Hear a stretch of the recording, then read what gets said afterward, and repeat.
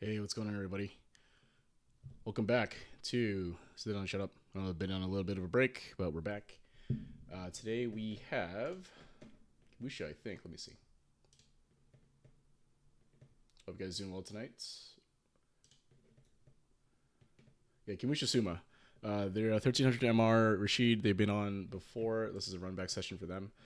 So we're gonna do something a little different today because it's a runback, and I think that redoing what we've done before may not necessarily be kind of the most the best use of time necessarily, because it'll just kind of be me playing them again. What we're gonna do today is we're gonna go into a ranked session hopefully. So let's get them on and we'll talk to them.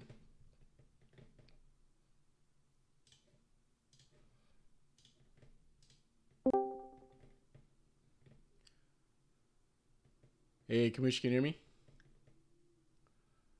Yeah, yeah. Awesome, awesome. So Can you hear my sound? let's see. That was the biggest issue I had. Let's see. I cannot actually. Dude, I've been on this for like hours trying to get sound, Hey, don't and worry about it. Honestly, don't worry about it. It's not gonna be that big a deal. So we'll just run it without sound. I'll just talk over all the sound effects, I guess. Don't worry about it too much. yeah, dude, going through a PS5 to Discord, I don't understand. I just cannot get sound. Yeah, it's all good. So let me get the desktop thing going here. So, I have two accounts. Mm-hmm. One that I kind of do rank on, and one I don't, and I Okay. don't know which one you want me to do. Yeah. One's at Diamond 2, and the other one is Master. The master one would likely be where we'd get the most Yeah, benefit from. yeah. All right, So yep. let So me go ahead. switch accounts. Sure.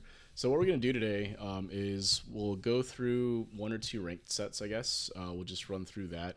Run a couple first to twos, I guess, in there. I'll try to give you some live coaching in between games, right? Kind of talking about what I'm seeing, what I think you may be struggling with or whatever. And see how that kind of goes, and then we'll do a replay review. We'll dive into one of those replays and take a look at that, and then from there we'll see if there's time we can run another set to see if there's anything else that I want to talk about. But I think that might be a good way to go because getting some of this feedback live while you're running ranked is probably going to be better because it's more indicative of what you're seeing generally, right? Like if you play me, how I'm going to play you is going to be different than how someone at your current rank may play you, right? So I kind of want Yeah. to help out with what you're experiencing now versus what you may experience later, right? So yeah, we don't get sound, but it's all good. I'll just make sound effects with the and stuff, so we'll Oh, be good. please do. Please do.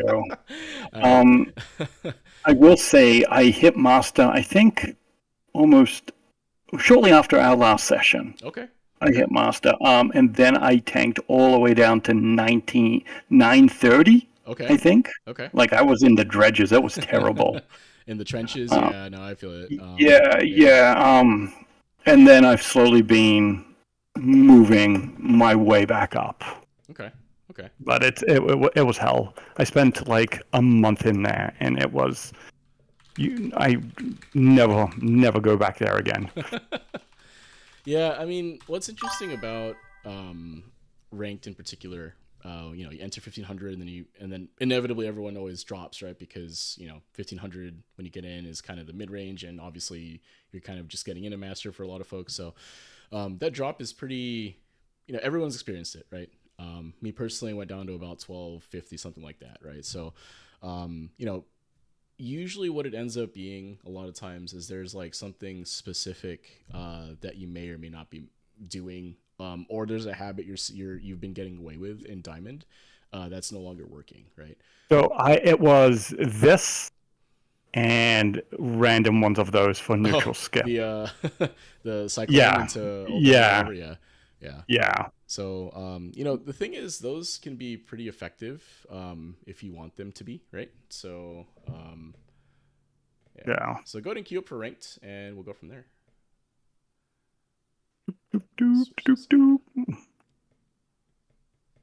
There we go. No sound. It should be interesting. Yeah, yeah. Like I said, I did. I did a lot of things. Like I had this set up working with sound, and then I went to Windows 11, and then I've never been able to get sound back. Yeah, I wouldn't worry about it. I mean, also we're kind of working out some kinks with this new thing anyway. So here comes a new challenger. All right, Aki. All right. So I'll try not to talk too much while you're playing. You Maybe can. once we You get can. into- I don't soak up things Okay. when people. So like you can talk. It's fine. All right. It's fine. Okay. That's nice. You had to say something, right? Yeah. How it works. Otherwise, it's always super quiet. Oh no. Okay. Combo here. Okay. Good jump. Alright. Reverse throw. Oh, gets prepared. I don't think it's enough to kill you. No, but that is. Yeah. Take the reset. Yeah, that's tough. You have to really kind of be looking for that to react to it a lot of times, especially with that Aki setup. So that's very. Uh-oh. Okay. Ooh, hit there. Oh, this is a terrible way to start this thing. Uh-oh. So you're trying to jump, you got clipped. Oh, what a... that jump Oh worked out man, really I was not expecting that. Okay. Jump's fine, good throw.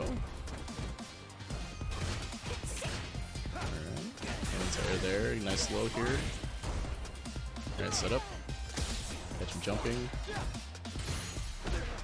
Ooh. Hold. Uh-oh. So unfortunate. It's gonna be tough. Oh, all right, level 1. I dig it. That situation here. Uh-oh. You might get chipped out here, right? Yeah. Yeah, that's tough. Awkward. Yeah, that's a little bit tough. I guess I could have jumped. I don't know. Well, it's tough to get out of that situation when you were already burned out. Yeah, gotta keep going here. Okay. Nice answer from the Aki here. Go for parry there. Okay, good slide. Okay, trades out. Another good slide. Saki's fire. Yeah, I try and. The low gets clipped. Driver slow again.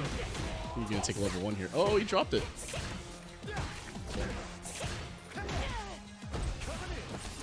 Oh, nice throw. Okay, good parry.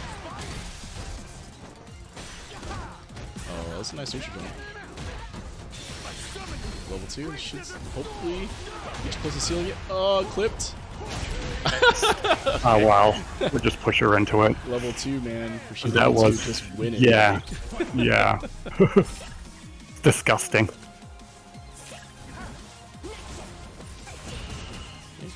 Okay, grab rush. Ooh, okay. Alright, little scrambler, it's okay. Oh, nice check. Alright, good combo here. Corners positioning. Overhead, cool. Nice throw. Ooh. Okay. Oh, they're going for parry a lot, huh? They just picked that up. Oh. Again? Oh, they teched. Oh, okay, that was nice. That was nice. Good round for me. Good round for me. I think the adaptation on your part to throw their parries was good. That was good.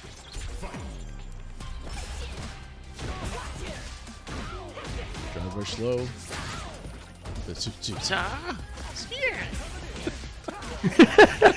Alright, nice conversion there on the low. Okay, back up off pressure. That's fine. They have been going for delay tech here. Good check. Alright, burned out for it though. Let's see. Uh oh. Justin. Okay.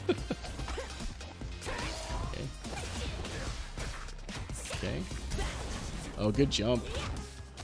Almost didn't need the wall jump though. He could have came down on him. Oh, good. What a check. Just jab it out, huh?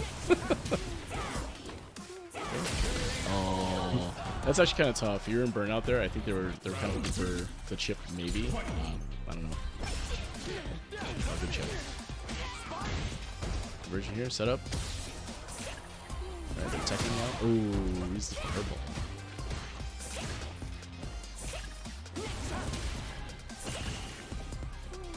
Okay. Ooh, let's throw, long drive. Uh-oh. We're in trouble now. Yeah. Get burnout string looped. Here comes the DI. We're just gonna keep on jumping. Yeah, it's fine. Well, the adaptation on their part was to kind of stand outside your space. So the biggest thing right now would be anti-airing, right? The Aki got a lot of jump-ins for free, which was kind of what did you in, unfortunately, right? So for whatever reason, I cannot anti-air. Like I've been fucking around with Geef, and I mean it's two punches for Lariat, and I still can't do that. So I don't. Yeah, so that's gonna be a big deal, unfortunately, right? Because jumping represents a lot of damage. So let's see how this Akuma does, how you do against Akuma. Yeah. So parry is an okay option here, but if you burn out for it or miss, right, it opens you up to empty jump throw, or empty jump throw, right? So, and everyone loves the driver slow. For now, good parry. Nice flip. Oh, good overhead. Yes, very nice. That was good. It was nice use of the overhead there, keeping in the corner. So good stuff. Ooh. Good challenge there. Says we could be XTP.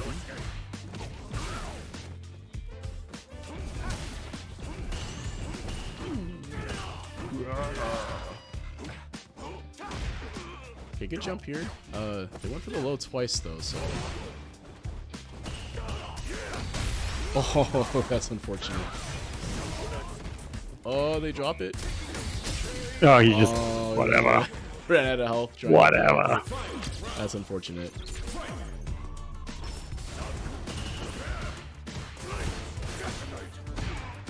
Okay, Punisher. Okay.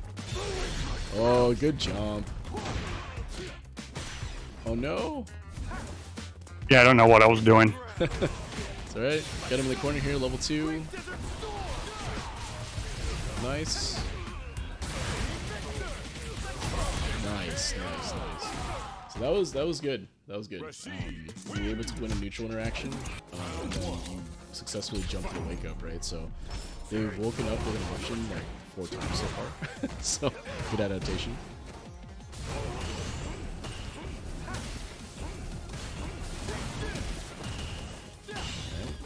Using the fireball, get through. Alright, good throw.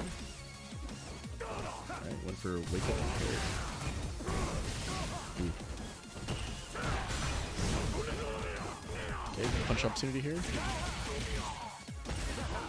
Fortunately, to give the side switch, that's okay. Oh, good check on the teleport. We jump in. Uh-oh.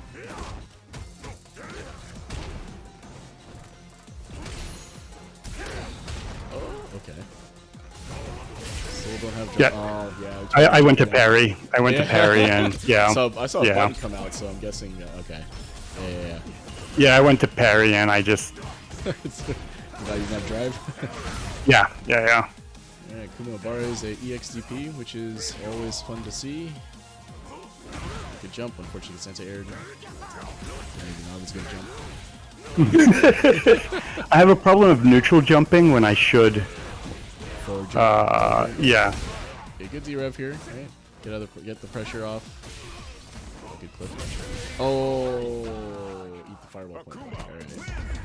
Alright.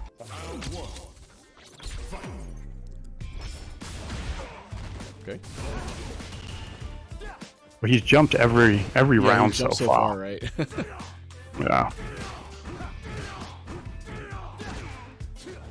Yeah, I think he's recognized that you can't anti-air or we're not anti-airing him, so he's starting to jump a lot more, right? Parry the fireballs. Yeah. Alright, it's kind of a tough position. You gotta figure something out. Okay, get air to air. Ooh. You can do right, although it burns you out for it. Uh-oh. Alright, this game's a wash. Guess for game. Oh, okay. Alright, you have a chance now. He burned himself out. Alright, there you go. Oh, level 1. Oh, no! He just supered you, so... It's alright. It's tough, but it's alright. Wow, with the cross cut.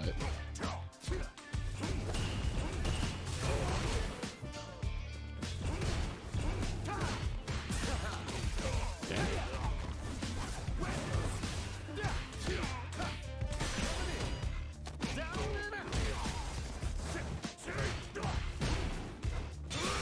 Oh, you jump it. Oh, he gets clipped. Oh. That's Jesus. Oh, yep. That's the issue with the parry anti-air right there. Is that if you could potentially burn out for it, right? Okay. Womp womp. Well, all right, cool. So I think we have enough to go on here. Let me boot up Street Fighter 6 and think about it. One sec here. Let me switch to my face while I boot up Street Fighter. Okay, so while that's booting up, oh, that's Balatro. Don't want to boot that game up. So while I'm talking here, so what do you think was happening to those games? Like, do you have a sense of like why those may not have gone the way you wanted to, or what do you think so far? I mean, you nailed it. I parry instead of anti-air. Mm-hmm. I like to jump when I'm in the corner. Mm-hmm. Mm-hmm. Just out of habit while I think. Okay. And I use a lot of meter.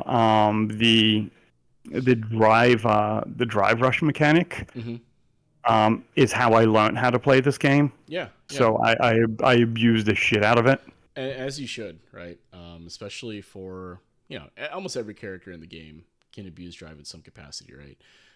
Using low forward into drive rush here is usually pretty solid, right? I mean, it's something that everyone does, and there's a reason why it's in the game, why it's so strong.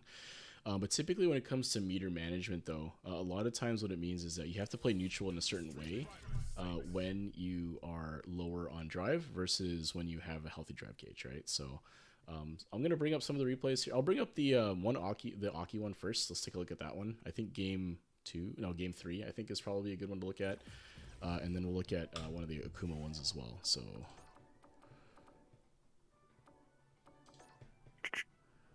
Alright, let me share my screen in Discord here. Yeah.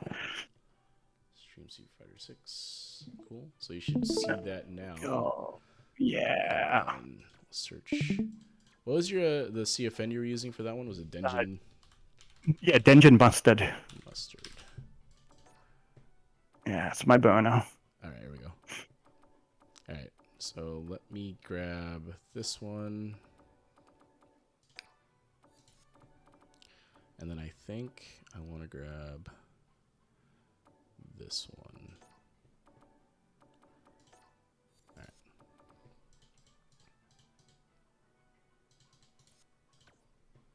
I will say I don't know a lot of like combos per se that don't require any drive. Okay. Okay. Just cause for whatever reason I just can't nail them down for whatever reason.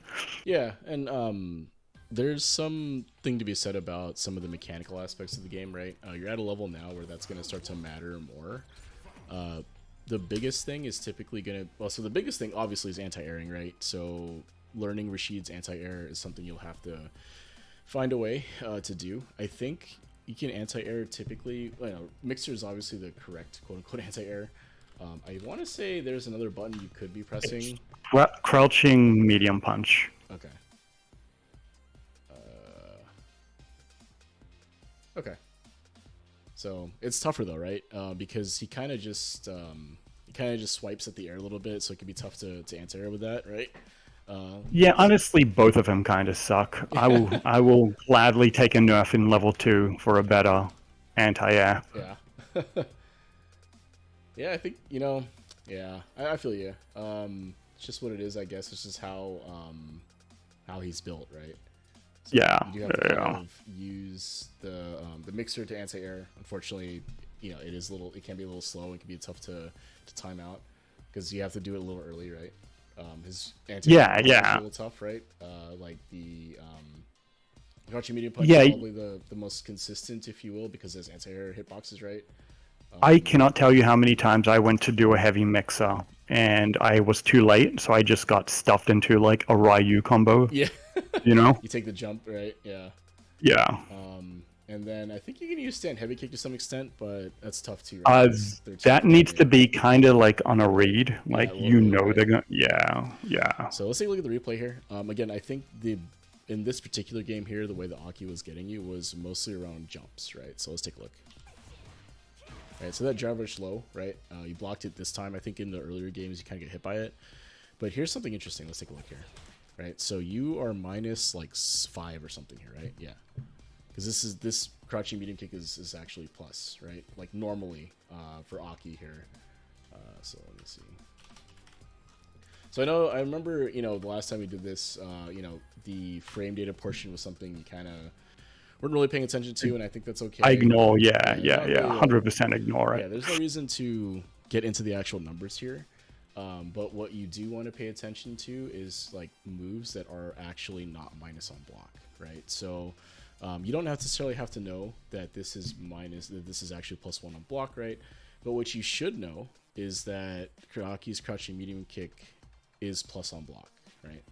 So combined with drive rush, that puts it in a situation where it's very disadvantageous to press, right? So again, you don't necessarily have to know how plus or how minus things are, but it would behoove you to know the few plus normals that are in the game, right? Because you're starting to get to a level where that matters, right? And you can see right here, you get counter hit, right? So, right, you're going for what looks like a stand medium punch here, right?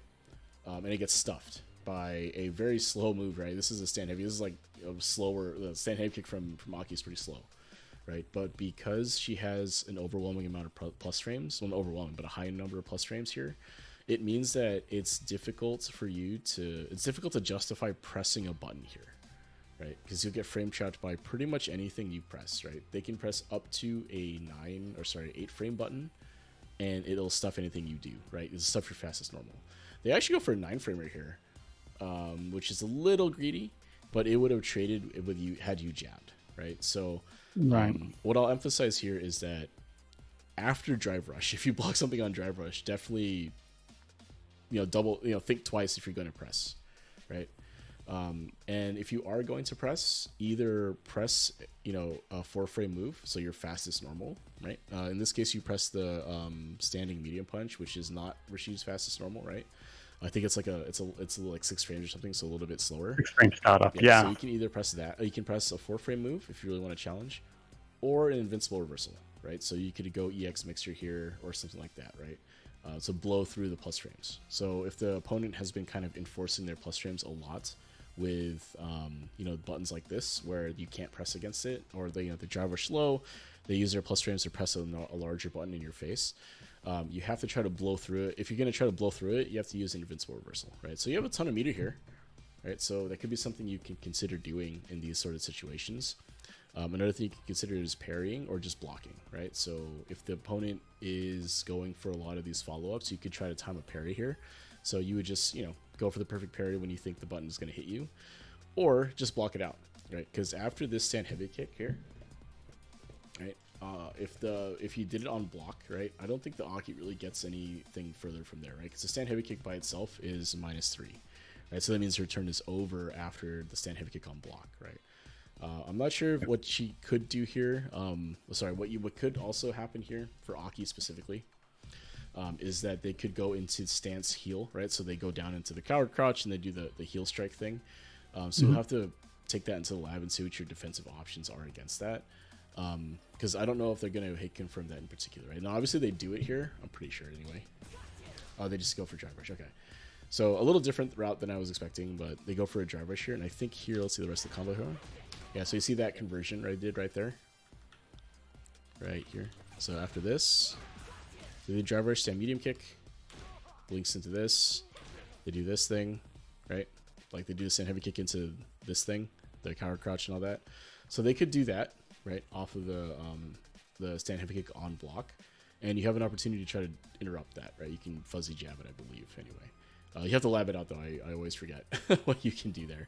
So anyway, the point I'm trying to make here is that pressing when you're minus like that, and especially that minus, there needs to be a specific reason why you're pressing, right?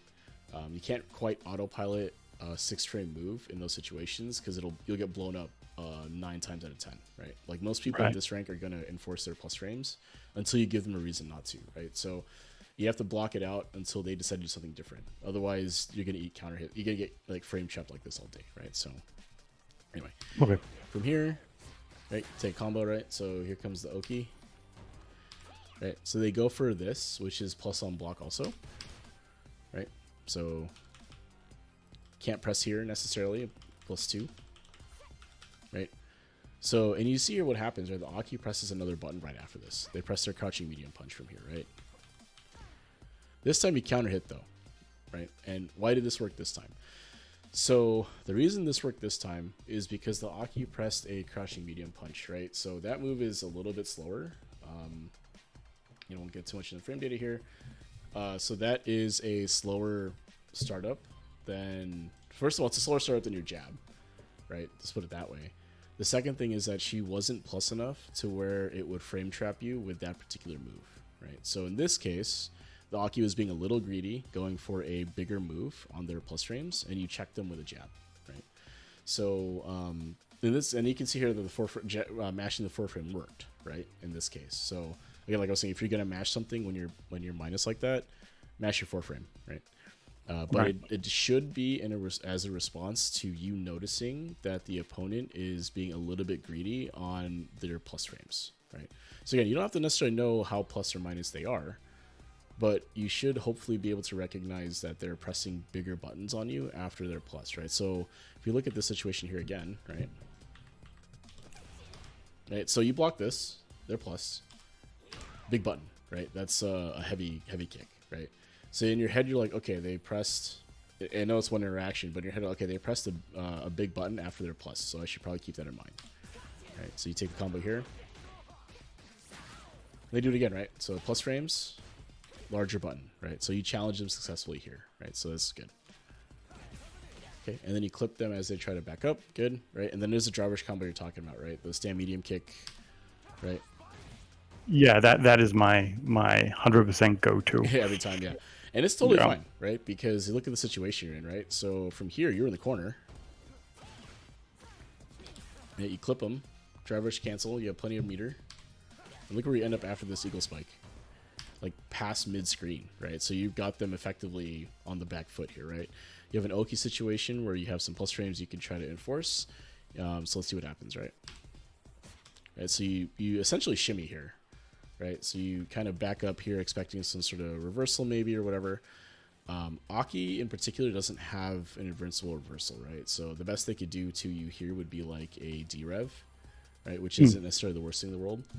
But without level 1 here, they don't have an invincible reversal, right? So you could usually safely pressure here, right? So you would press some sort of meaty, something to that effect, right? So something to keep in mind. Once they have level 1 though, then you kind of have to be careful. Also, if you think they're gonna, do something here, and you're just kind of testing to see what would happen, because this is the first knockdown of this round anyway, right? So maybe you're testing. That's okay too. Yeah. All right, so here's pretty good, right? Kid counter poke. So what happened and why did this work, right? So they're kind of just jabbing the air, right? They kind of whiff their buttons, right? They're standing outside of a space where their jabs would hit, and then you just kind of press a button that would hit, right? Stand medium kick and just press it, right? So something that I was noticing in your games here, and we'll see it more and more, is that the button selection that you go for typically needs to be in line with the spacing that you're standing at, right? So in this case, the Aki was standing too far for their jabs, so when they pressed it, it kind of just whiffed, right? Whereas in your case here, you're standing at the right spot for this stand medium kick here, right? So it worked out. Not a huge reward, obviously, right? Because it's counter hit, but I think they can't. There's a follow-up to it. I just can't. Yeah, there's like. I don't react quick. Yeah, it's I react slow to it, and I do the next part, but it doesn't doesn't connect, I believe. Yeah, because I think you can do it a second time, right? So stand medium kick and a stand medium kick, right? Yeah, Something you like can that. do that. You can do forward medium punch into light eagle spike. Yeah. I think crouch But medium kick too, potentially, if you're close enough, right? But not a huge deal, right? Sometimes it's okay to just take the hit, right? Like, or rather, take the reward from hitting them and then just move on, right? No big deal, because you won the interaction, right? So it's okay. All right, so there's the first one, right? So they jump at you here. You're unable to eagle mixer it, right? So you just kind of force the block and hold this pressure. Now they have an opportunity to continue pressuring you, right? So you hold this, I think, right? And then you take a turn back with a stand medium kick, right? And they tried to steal the turn with a crouch medium punch, right? So what's happening here? After this situation here, right? So the third, you've blocked 2 jabs so far. This is the third block, right? After this situation, Aki is technically minus, right? Chaining aside, where cancel all that and you get frame trapped. Right here, her turn is effectively over, right? She can't jab you a fourth time here. It'll whiff, right? It's too far now for the jab. So ideally what you would do is you press your button pretty much immediately after this if you're going to take your turn back, right? Now, obviously there's some consideration on what they do next, the follow-up is, etc. But if you were going to take your turn back here, you'd press pretty much here. Although it doesn't quite matter because you press again. So there's like a few frames that go by and then you press your button, which I think is fine, right? It's like kind of taking your turn back, although you are back in neutral. So you press your button here, Aki presses hers, and you counter hit them, right? So again, what this is basically a space dictating the button, as well as the frame data dictating the button. And frame data in the sense that they're pressing a slower button, right? Now you press kind of a slower button too, but you were technically plus, right? Now, of course, it's hard to know or hard to see immediately that 3 or 4 frames have gone by, and it's no longer a plus situation for you. It's actually neutral again. But it can be tough to tell, right? Like at full speed, for all we, at full speed here, right? After this jump in, it looks like you hit the button pretty much immediately, right? Like right. At full speed, you may not be able to tell the difference. But if you look at the actual frame meter here, there's a little bit of gap in time, right? So if the Aki had decided to press another button here, they might have clipped you. They don't, so it's okay. But just something to keep in mind, right? When you take your turn back, you have to just kind of be a little bit more on top of pressing the button, right? Like that will help prevent you getting counter hit in situations where you probably shouldn't have been counter hit, right? So yeah, not a kind of a minor thing, and it worked out here. Just something to keep in mind though, right? So what happens, right? So you land the hit here, and then this is the conversion we were talking about, right? The crouch medium kick and the jab rush, right? So this is totally fine because if you look at your meter here, you have a ton of it, right? Oh wait, no, you don't. I think you burn out for this. Never mind, take it back. Yep. Yeah. So that's something you would have to consider, right? Is that what is the meterless conversion from here, right? Crouch medium kick into what would be the special, right? So I think Eagle Spike works, right? You can Eagle Spike. Yeah. Can you? I have no idea. Let's see. Yeah, you can do a light Eagle Spike. Yeah, light Eagle Spike should work, right? Because this is a cancel, right? So yeah. Do light Eagle Spike here, I think. Let's take a look. You can do a medium as well. Okay, so there you have options, right? Is the idea here? So you land the hit, right?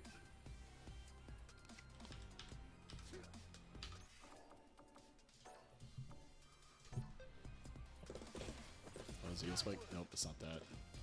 It's a quarter circle back kick. Oh, there you go.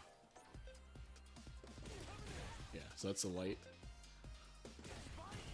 Okay, the medium doesn't. Okay. Right, so. Oh, my guy set the counter punish. Yeah. That makes sense. So if you get a counter hit, maybe, right?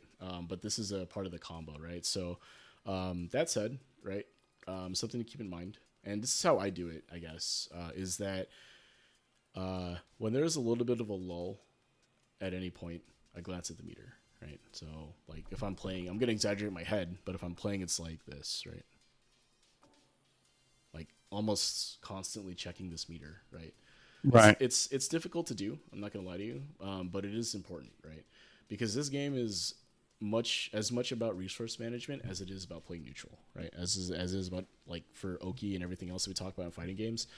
this game in particular is about resource management, right? How you manage your resources, how you manage your super meter, how well the opponent manages theirs, and how well you can attack their drive gauge and stuff, right? And all that. The more you're able to do these things, the more you're rewarded, right? So like if you're in a situation here, right? If I go back to this, so from right here, right? So you land this counter hit, right? Now, ideally, while you're getting jabbed here and you're blocking it out, right when there's a lull here, you would glance at this meter, right? And all you need to know, you don't need to know exactly that you have a little over 2 bars here, although ideally, that'd be nice. But all you do need to know is that you can't drive rush cancel, right? You see brown here, so you can't drive rush cancel. That's all you really need to know, right? If you see green, you can go for it. If you see brown, you can't, right? Because it'll burn you out if you do drive rush cancel. So I would start there when it comes to meter management, right? So just kind of being aware of when you can drive rush cancel, when you can't, right? And the game does a pretty good job of letting you know, right? It's green if you can and not green if you can't, right? So Okay. that would be something to add to what you do, right? So you just be playing the game, right? And you'd kind of be glancing at your meter every so often just to have a sense of where it's at, right? You can also get good, and some folks do this too, is it's in the peripheral, right? So if I am looking at the action here and I know that I'm player 2, I can kind of see, like, even though I'm staring at the center of the screen, I can kind of see that this is not green right up here. Like, I can see on the screen and it's like, not green, right, in my peripheral. So that can be something you do as well. Now, it's up to you on how you want to do it. The main thing, the main takeaway from that would be to ensure that you're aware that you have a driver's cancel or not. That's really all that matters, right?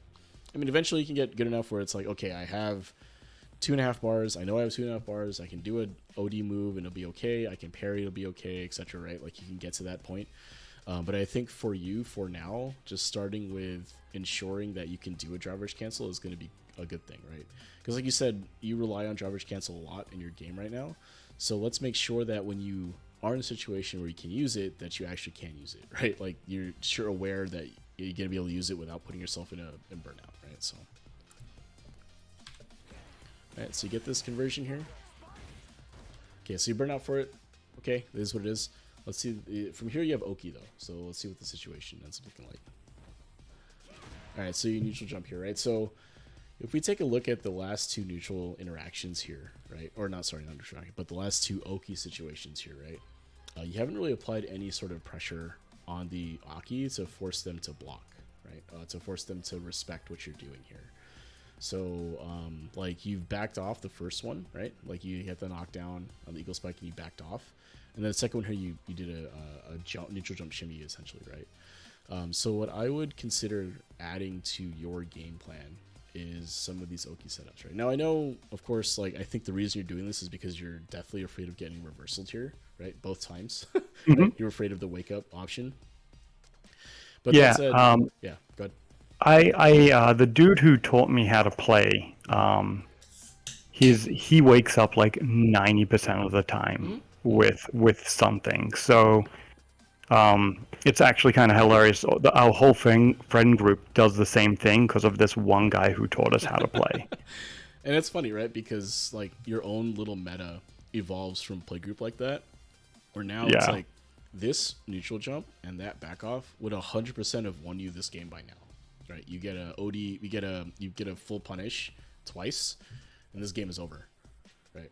You would have punished them to here on the first one, right? And then the second one probably would kill them, right? If you did level 1. So, but that said, not everyone, you're playing ranked and not your friend group, right? So, the advice I'd give here for that is like to take the most conservative approach you can, and not try to make any hard reads until you have them, right? Meaning, if you knew that this Aki player really likes to wake up with an option, that's when you can start doing these neutral jumps and stuff, right?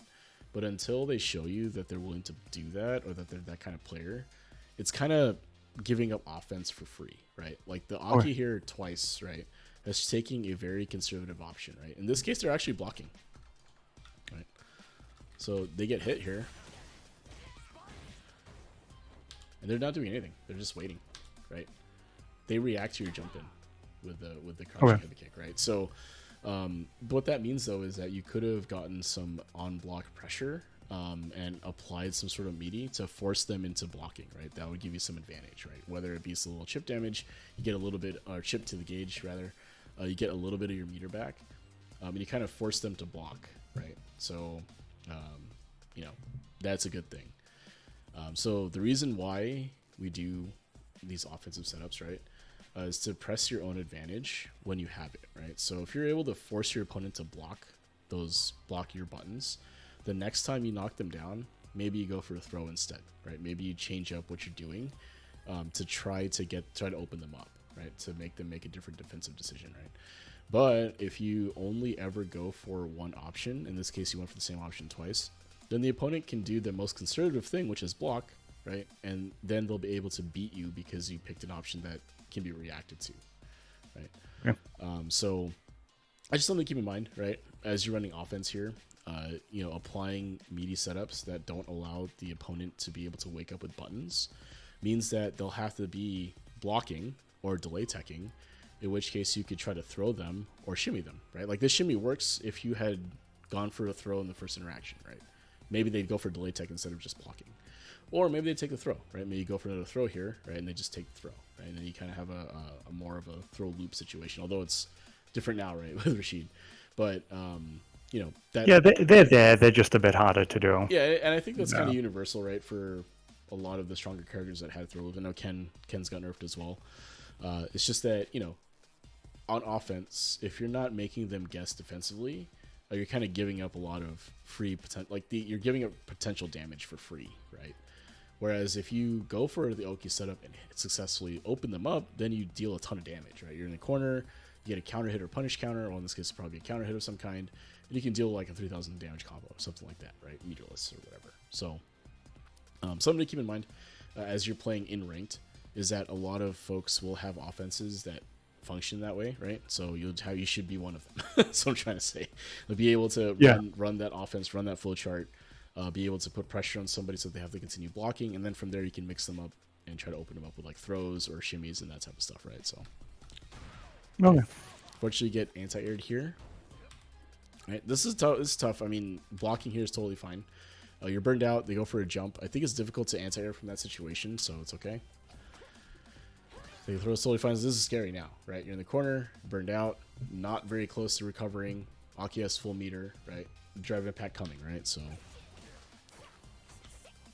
right. I think you try to jump here, right? That's why you got clipped. Probably. That's my standard go-to. Yeah. Got to start thinking, so start jumping. Yeah. They're correlated, you know? Yeah. So good jump here, actually. So you were able to jump out, mostly because I think the Aki drops are a combo. I was saying it on stream, right? I was like, oh, unfortunately, you probably didn't need the wall jump here. You could have came down on top of him with the button. Yeah. But it's okay, though. And then he gets a little scrambly from here, right? Right, good check. And the check worked here because they went for a driver's throw, right? So if you look... Right, they go for a throw here. Right, so it worked out. It's kind of tough to check here, to be honest with you, given that situation. So if they had gone for the crouching medium kick here, I think it clips you. I saw the match is pretty much over, so it was just like, you know, right? Yeah. Yeah. So if you had gone for a button drive-rush button, I think you would have been clipped. I mean, you would be dead either way, right? But yeah. Again, this is the spacing thing, right? So the space that the Aki does their drive rush from, right, is kind of close, right? So it's not so much that they did it like if they did a raw drive rush here, I think you probably could check it. The issue ends up being that they do the drive rush here, and you're still recovering, right? So they get into the drive rush before you're fully recovered here, right? See it, right? Like this is you're recovered finally here, right? And then this is coming in at that. You know, it's basically going to be meaty, right? The only reason you're able to jab them here is because they go for a throw instead of a button, right? So, would you consider this lucky? I don't know if I want to say lucky, but it worked out, right? You would try to check them, and you managed to check their throw option here, right? So, I think you should go for light conversion here if you can, right? That should be light mixer, if I'm not mistaken. Yep. Can't do that. Like it's incredible, but yeah, I can't do that on a good day with no pressure and a casual. It's rare that I get one out in rank. Gotcha. Yeah, so then from here it's tough, right? I think they just kind of are doing the stance like dive basically. Yeah, I throw a fireball. Yeah, Yeah, and then they get you right. So yeah, what I will say is that if the mechanical requirements to be able to do like cancels and stuff is kind of not happening for you, what that means is that you'll have to win more neutral interactions, right? Because you're going to be dealing less damage overall, and you'll have less setups, right? So a lot of special moves in this game knock down, right? So like Eagle Spike, right, knocks you down. Mixer, in this case, off the light would keep them standing, but you get a plus situation, right? So you get a mix up there. But if you're unable to kind of do some of those things, which is totally fine, right? There's nothing necessarily wrong with that. It just means you have to win more neutral interactions than average, like than quote unquote normal or usual to win games, right? So right. if that's going to be the route you want to go, I think it's totally fine. I mean, is it optimal? Probably not, but you play the way you can play, right? So if that's the case, then what I would suggest getting towards is thinking more about the space in neutral, right? So if you're gonna have to win more of these neutral interactions, then you're gonna be spending more time in this.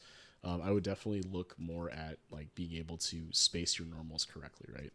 And the second thing would be kind of on defense, knowing defensive options, right? So a lot of the defensive options don't require you to do sort of these complicated movements necessarily, right? So you can mash out a super, mash out a level 1, mash out a reversal, right? That's not I think that's reasonable, right? From an Oki situation, you can just mash it out while you're getting up. So I would be aware of your defensive options, basically. So anyway, I can do it here, round 2. Okay, good check again, right? They went for throw again, right? So you check them again. It's totally fine. I think this is a good button to check with, right? This has a slight disjoint, if I'm not mistaken. Just make sure. Right, crouch medium punch. Slight disjoint later in the move, right? But I think this is a totally reasonable button to check with, because you can also, again, you get a conversion here if you counter hit, right? So interestingly, you go for the conversion, and it happens to clip them as they're backing up, right? So this worked out. But I can see what you mean by relying on the crouch and medium kick drive rush, right? You kind of just went for it there. I think you might have assumed that it would hit, maybe incorrectly, but like meaning like you saw the stand medium kick hit, maybe you thought it was a counter hit because it was coming out of drive rush or something and just went for it. But it worked out, right? Because they backed up. Yeah, it's like Beyblade, man. I just let that thing rip. Just let it rip. Like Yeah. I buffer it like 90% of the time. And that's totally fine, right? I'm not saying there's anything wrong with that in particular, especially in a situation like this, right? Like full meter, just let it rip, man. No big deal, right? Go for the drive rush. If they block it, just do your lights or whatever on block mix up you can get. Go for throw, whatever. But if it hits, man, go for your combo, right? All right, cool. So now, right, in my head, if I was thinking, if I was you here, okay, I just landed my conversion. I have them in the corner, right? I just did a drive rush. So that means that I probably shouldn't do another drive rush for the next 5 or so seconds, maybe, right? I shouldn't go for another drive rush combo from here. I should try to go for some sort of meterless option if I can, right? And think about it, right? You have them in the corner. You don't need to use drive rush anymore to extend your combo and put them more into the corner. And you just used your drive rush anyway, right? So if you drive rush again here, you're going to be burned out, right? So like that kind of situational awareness needs to come in. Basically, it's like, I just did a drive rush cancel on hit. I should probably not do a drive rush cancel for a little bit, right? How long a little bit is kind of variable. But you should not do another drive rush cancel immediately. That will burn you out, right? So if like from right here to this situation here, you probably shouldn't do another low forward drive rush, right? Like it's not going to be a great use of resources and burn you out. So throw is reasonable. So now you've gotten them to tech, right? So I think that's totally fine. Right. Okay, so from here, right?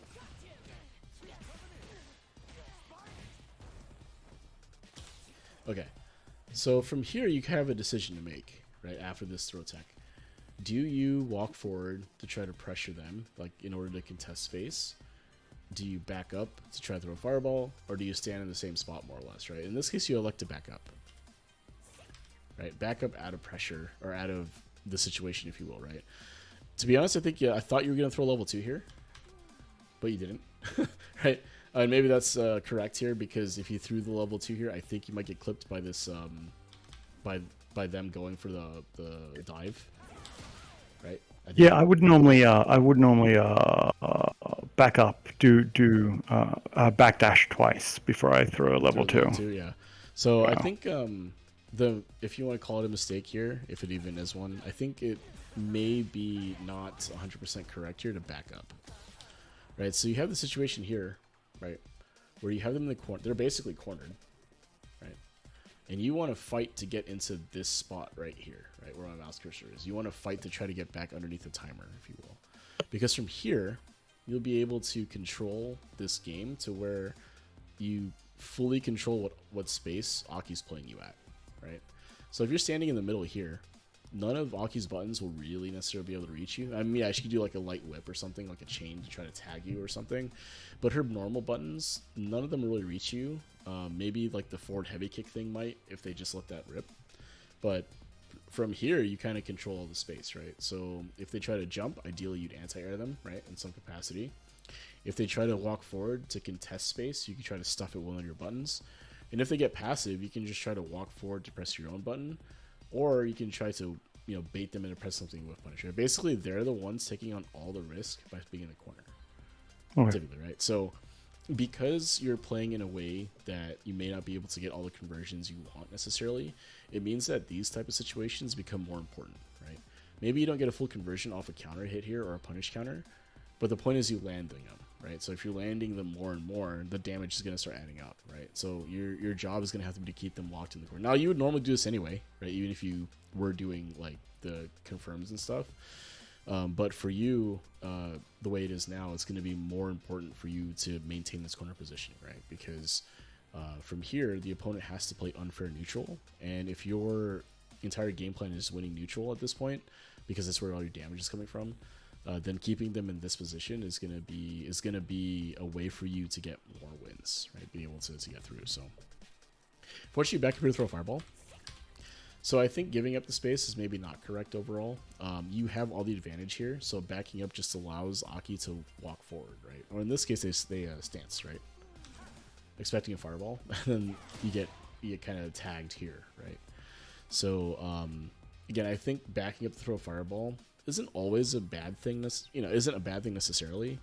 But I do think that pressing your advantage, especially as Rashid, who gets a lot of mileage off of these corner mix-ups and space traps that exist because of that corner mix-up, you're kind of giving up a good aspect of his, a big aspect to his game, right?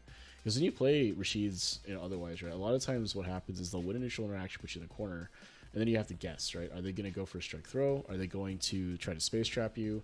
Are they going to try to mix you up high-low with like the Floki, right? So they'll do the Cyclone into Floki, right? And then, Yeah, I haven't even gotten into that yet. Right. So like those things will occur when you're against Rashid in the corner, right? So, like that aspect of his game is kind of like where a lot of his kit is kind of like geared towards. So it's likely that you may want to branch out into that at some point, right? Not now, like add things slowly, right? There's no reason to go into it, whole hog. But you could if you wanted to, right? You could pick up a couple of the setups here and just go for it, right? That's stuff you can learn offline in the lab. It doesn't take, it doesn't take another person to help you learn that, or you can just do that on your own, right? And get used to that. So, okay, another jump in here. So this one's a little tough again, right? You're just doing recovery here. I don't know if it's a safe jump. Let me see. No, it's not. So you could have DP'd them here, right? So let's see. Right, so if you were here, so you just gotten hit, right?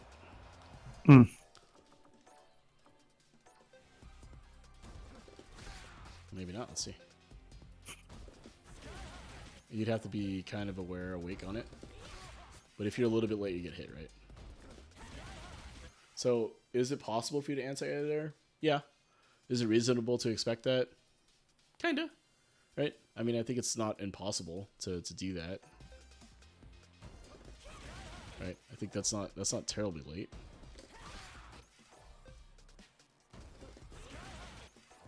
Let's see.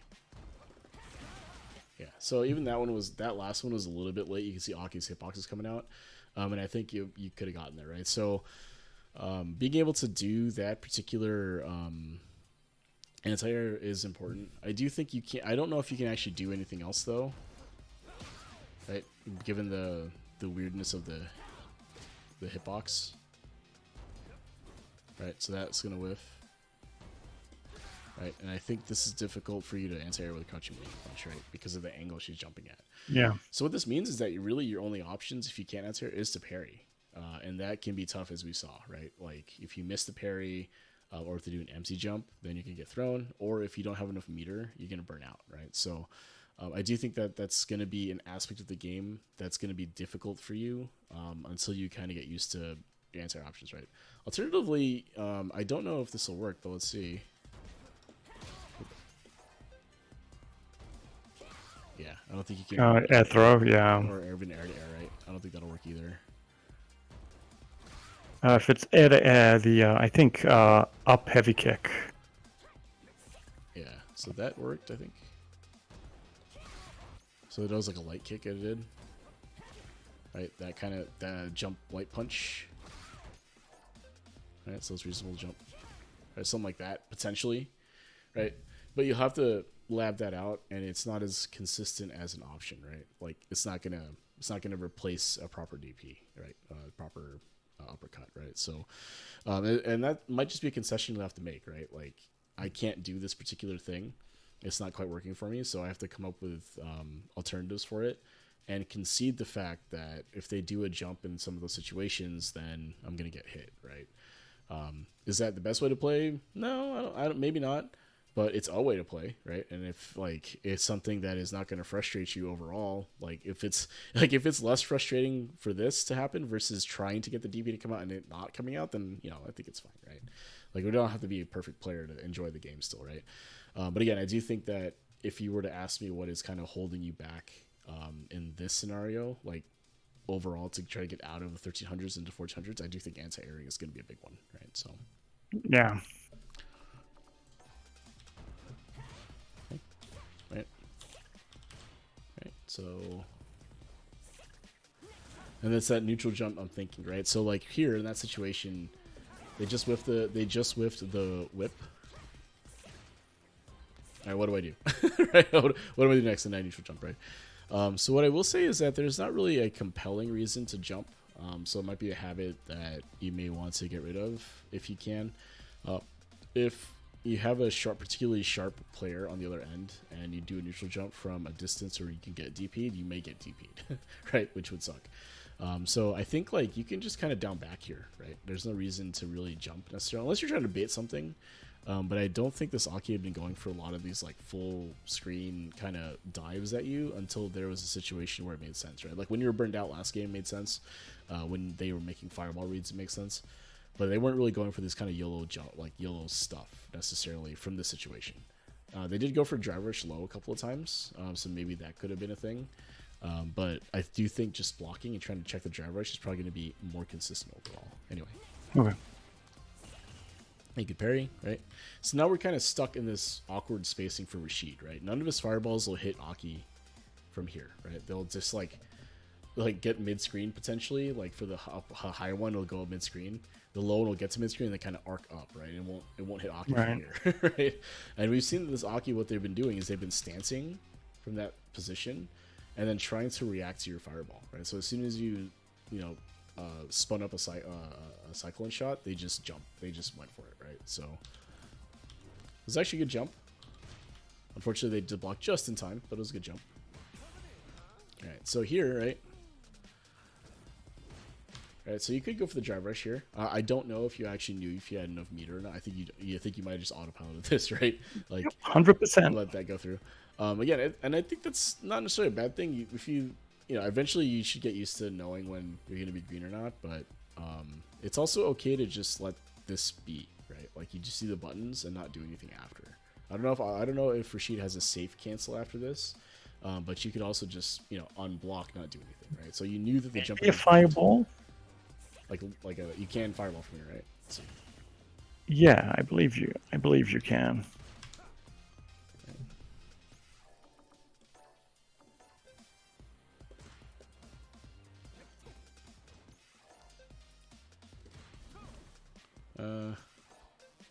Notice she jumps, I guess.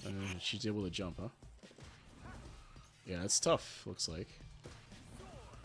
Well, I guess if you did the heavy, it would have caught the jump, I guess. Yeah. But if you don't have a safe cancel here, you know that you could confirm that you hit on the jump in, right? So you could just go for button into button and just kind of let that be if it doesn't hit, right? It's -5, which is technically punishable, but it's very far, right? It's like if you look at distance after this crouching medium kick, right? If you don't drive rush cancel here, it's very far, right? There's not really a 5-frame button that'll reach that far. So you could just as easily not do anything here, and I think that might be okay too, right? So drive rush gets jumped, it's okay. And then that's the danger of the parry anti-air, right? So if you're in a situation where you could burn out from it, like that's what'll happen potentially, right? So again, if you do the mixture here, right? Right. Now this is a cross-up jump, so it's actually a little tough to defend it, generally speaking, right? Because you're up close, so you may have to have like input this the other way. But I think Rashid actually his heavy mixer would have just worked regardless. Yeah, sense, right? So, yeah. Yep. Right. So you could just do that, right? So it is again something that would have prevented the burnout, and then from here, right? You have a little more meter. You can go for some sort of run Oki potentially, or reset the situation, right? Get back into a neutral space, if you will, and then play neutral, try to get your bar back, right? So you're here, right? Now you're playing neutral again, right? So at least you won't be burned out. Now it's still very close, and Aki can still burn you out here, but it's not guaranteed, right? You may be able to land a hit, right, of some kind, get some meterless conversion going, right, and potentially be able to outlast this, right? So, but if you burn out, right, you don't have a chance anymore of that, right? Like you can't. There's no more meter to try to get through that, right? So you're stuck in this kind of burnout situation where you have to deal with DIs and like burnout strings and all that, right? Which Aki dropped this. Let's see what was happening.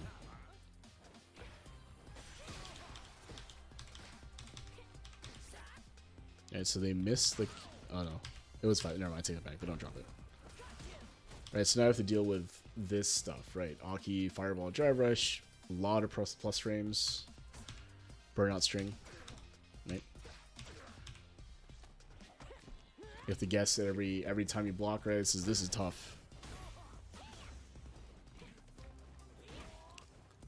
And then we said you'd keep jumping until it worked. Yeah. which I think is fine, right? In that situation, maybe it's like, kind of. I saw it as a checkmate situation at that point. I think it's tough to come back, right? They have a ton of meter, a ton of health, and all that stuff. But again, if I were to take anything away from these games, and the Aki set in general, is that you need to be able to anti-air in some capacity, right? Be able to stop the jump-ins. Maybe that means air throw. Maybe that means air-to-air for you. Maybe that means crouching medium punch, something like that.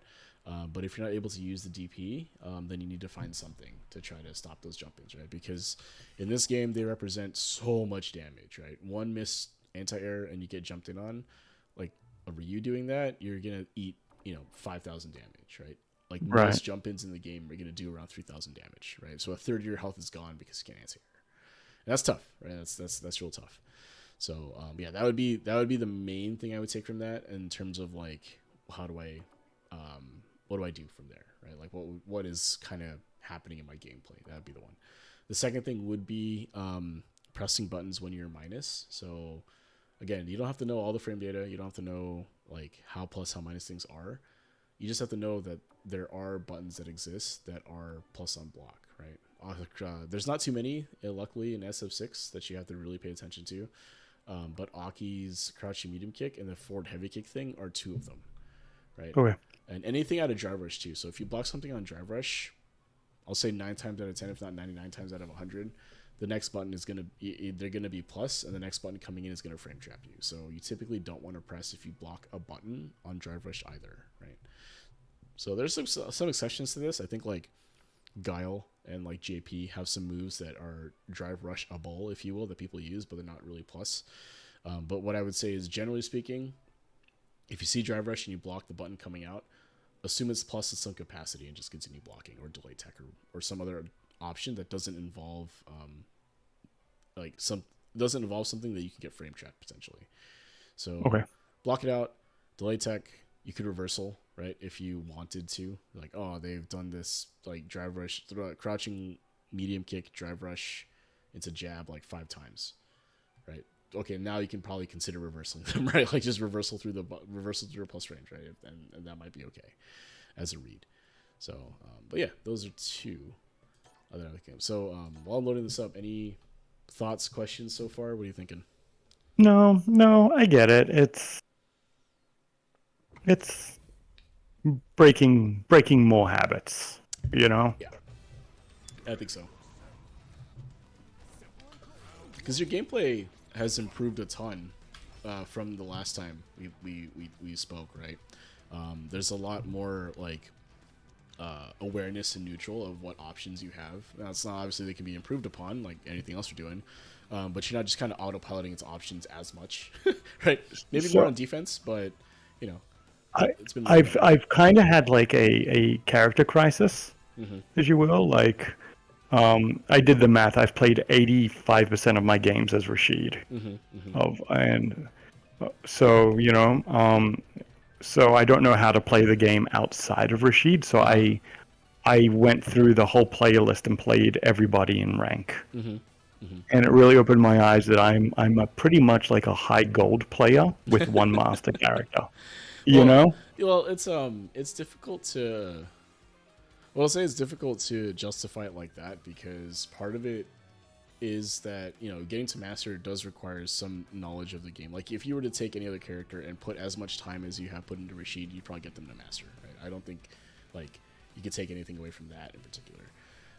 A lot of what SF6 ranked end up being until you get into MR is a little bit grindy, right? So just playing more on those characters will probably get you into master anyway, right? But I do think that like where you're at now, again, if you were to take the same amount of time that you spent on Rashid to any other character, I think you'd make master. And I don't think that's like a foregone conclusion in my mind. I think you'd be able to do it. It's just that what you're used to is Rashid's buttons, Rashid's specials, Rashid's game plan, if you will, and then like trying to apply that to a different character, especially like you said. I think you said this is like your first fighting game, right? I think it's first like when you're taken seriously. So it doesn't always translate one to one right away, right? The fundamentals will transfer. I think like knowledge of space, control of space, right? Knowing how to deal with fireballs and like anti-airing and blocking, that stuff will transfer. Obviously, the anti-airs could be different from character to character. But I think where it's limiting potentially for you now is that you're not using some of the kit that Rashid has, right? And that can be said of any character, really. Like even if you take like someone like Ken or Ryu right now, or whoever else is considered high tier, if you're not using all of their kit in particular, like all of the buttons and all of the options they have, you're gonna be hamstrung a little bit, regardless of how good you are, right? Like maybe you only do one button, maybe you only go for one thing, but you won't have access to all the tooling that makes those characters good, right? And then now it's kind of like, how do I apply my Rashid gameplay to a different character, and that doesn't always translate, right? So I think it's not so much like you're at a gold level with all these characters; it's more so like your knowledge of the characters at that space. But that doesn't like the fundamentals that you have picked up to get to master. I think that's still going to apply, right? In those cases, like you're not actually gold, right? It's just that the character where you're at with it maybe, but like the curve that you're going to go through if you were to pick another character is actually, interestingly, is going to probably progress faster than it was for you learning Rashid. It's pretty common phenomenon, if you will, right? It's like someone picks up a character for the first time, or sorry, they pick up the game, they play a character for like thousands of hours or whatever. They go through, they make master with it. Like, okay, I struggled through all the lower ranks and I got into master finally, and I achieved my goal. I'm gonna pick up another character. So they do that, and then they get placed in a Diamond 1 because that's the lowest they could get placed with a new master character, and they breeze to master. Like they just blow through it because of like, and they're like, oh, what happened? And it's because you got better at the game, right? Like in general, you're better at the game. So like the first character you took, you had to learn all this stuff for the first time, right? Like how do I anti-air things? How do I move? How do I do all this stuff that the basics and all that? And then the next character is like, oh, I already know all that, so it becomes a little easier, right? So anyway, long rant about don't worry about other characters and stuff if you don't really care about it. It is kind of cool to pick up other characters though, just to get a sense of like how other characters play. But I would. All this is to say, I don't think you're at a gold level with everybody. I think it's just a character knowledge thing. I feel like it was necessary to try to work on my neutral because I did a lot of neutral skips with Rashid. Yeah, yeah. You know, the character allows you to do that, right? So you can drive rush in, you can throw a cyclone shot and just like Arabian cyclone through, right? You just drive again. The drive rush jumps, right? Like you can do all that stuff, and it exists, right? Like it exists in the game. But really, like the neutral skip stuff, I would say, if it's working, continue to do it. But at some point, it is going to stop working. Like you can run into somebody that can't check all this stuff, and in which case you're like, oh, now I need to do all that stuff, do other neutral things. But neutral is really one of the hardest things to learn, I think, in this game, right? Right up there with like defensive options. It's really hard. So anyway, we can talk more about how to work on neutral. Let's take a look at the replay and we'll chat. Yeah. All right, so this Akuma was kind of getting in your face, right? They were throwing firewalls and stuff, so let's see how you dealt with it. This is a good jump. Unfortunately, not so good a jump because they DP'd you, right? So how do they do that? So they drive rush, and then they just buffer the DP behind it, right? They just like they were really on about that. I believe he cross-cutted me a few times too. Yeah, he did, right? And if you look at the inputs here, right? How do you do it? So he does the drive rush, right? He does this heavy punch. And then if you look, he's actually if he's on stick, he's rolling it from corner to corner. Right? So that's how the DP comes out. So, that's just something that this person in particular is aware of, right? If they're on leverless, what you see a lot is like they'll hold forward, and then as the move whiffs, you'll see them input the DP, right? So like stuff like that comes in. But this is something that people do, right? Is they buffer their dragon punch motion behind certain other moves so that they're ready to DP. So that's an awareness thing. If the opponent you're playing does this to you, then you're kind of less inclined to neutral jump their drive rushes or jump at them, right? Because it sounds, they're sharp on the anti-airs. So, right, meaty situation here. You block, good, right? And then you get kind of stuck in this like ideal zoning space for Akuma, right? You can't really challenge with your own fireballs here necessarily because the fireballs are coming a lot faster. And like Akuma just gets to throw these, right, for free because you end up backing up, right? So you can see like even if you challenge here with that, like look how much time Akuma has to do something after that fireball is like negated, right? Right. So that's just the aspect of Akuma's game. So part of it is that if you are in the situation, you do have to navigate the fireball, the projectile zoning. For Rashid, typically you just walk forward. Right, you can walk, you can kind of jump from this distance because they can't really anti-air you effectively. Like if you were to jump right here, like they'd have to drive rush forward or run or like walk forward and then DP. Right now with Akuma's walk speed, maybe that can happen, but from full screen, jumping is usually pretty safe, right? So that's a good way to do it too. Use some meter. It does put you in a bit of a meter deficit. It's very close, I think, actually, but you do end up using meter to do this, right? And I think it might be okay, given that the Akuma had used their meter too, right? So remember the meter parity, if you will, or meter difference between you two is important as well. But you can afford this, so it's okay. All right, so you jump. He gets the parry because he he parried, but he wasn't blocking the cross up, right? So you get a throw. So it's fine. Right, they go for a jab here after that. You get the counter hit throw. It's good. Okay. So here's something you should pay attention to, right? You did a drive rush at them and you tried to bait something and they woke up parry, right? And I think you actually did a good job of this in like the second game against this guy where you started throwing them a lot more, right? So good awareness on your part. Okay, fortunate anti-air opportunity missed. Okay. Now we're stuck in the situation again where you have to kind of deal with projectiles, right? Akuma goes in, goes for a jump. And you get clipped trying to jump out of this, right?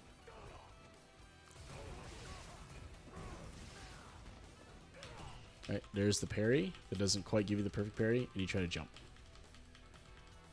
Right? So, what I will say is that I think, like, if you're going to jump here, I think it's definitely a read against a throw, right? Like, they're going to do a throw.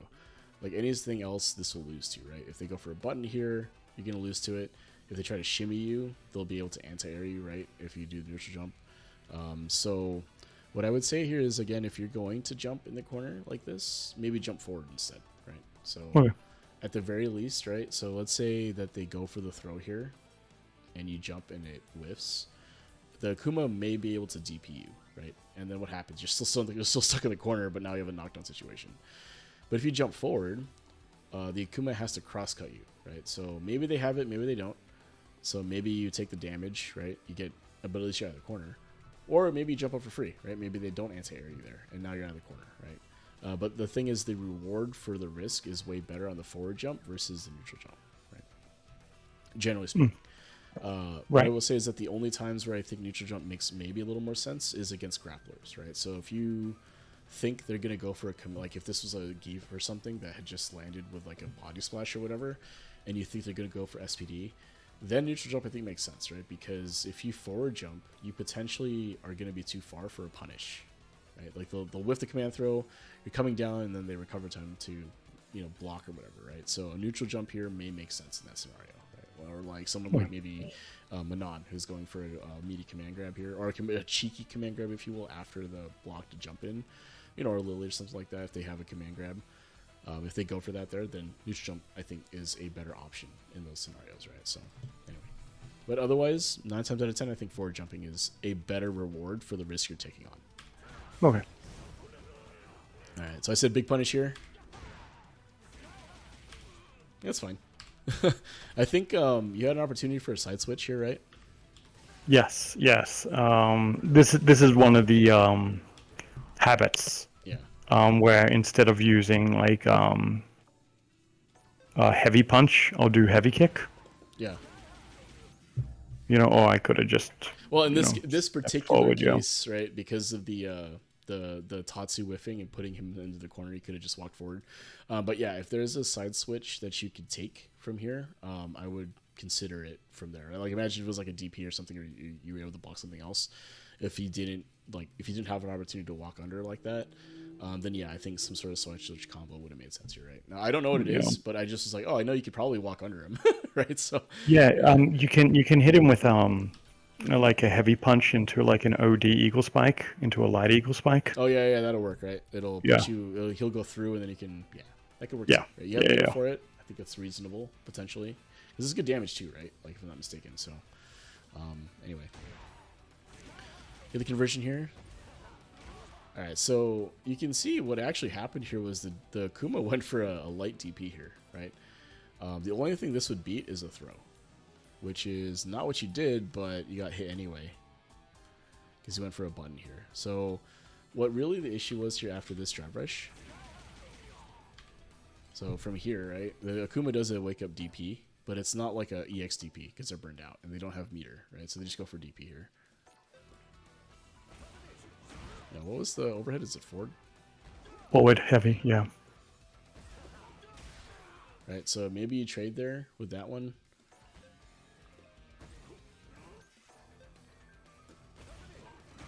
Oh, okay.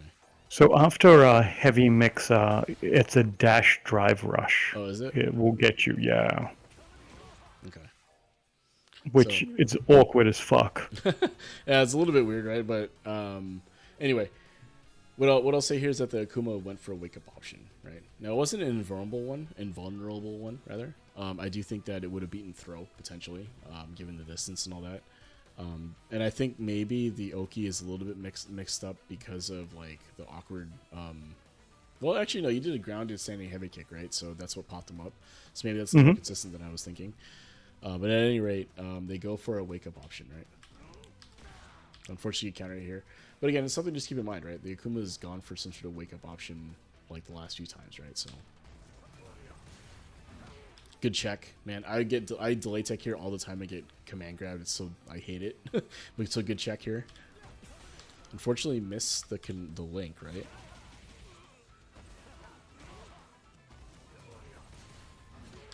All right, so this should be a link, but you can see why it whiffed, right? There's a kind of a large gap. Yeah. So part of me thinks you maybe weren't ready for that stand heavy punch to hit. You were like, oh, counter hit, and then you went for it. So something I'll add to what we've been discussing is like when you press buttons in those situations, you have to generally try to press them with intention, right? So what I mean by that is when you press the button, what are you expecting to happen, right? Like in this case, either you hit them in some capacity, maybe it's on hit, maybe it's on block, or you get hit. Right, they're drive rushing in and you don't check them, right? in either event, there's really only a couple of discrete outcomes that you really need to pay attention to, right? The biggest one being a counter hit, right? So you press the stand medium punch, expecting a counter hit, basically, right? Like that's how you should be thinking about it. Is that I'm going to press this button, and then if I see the counter hit badge here, I'm going to press my crouching medium kick. Right? And if I don't see the badge, then I don't do anything. But the idea would be that you're kind of preloading the thing you're going to do, right? Because like just trying to raw react in this situation is very tough, right?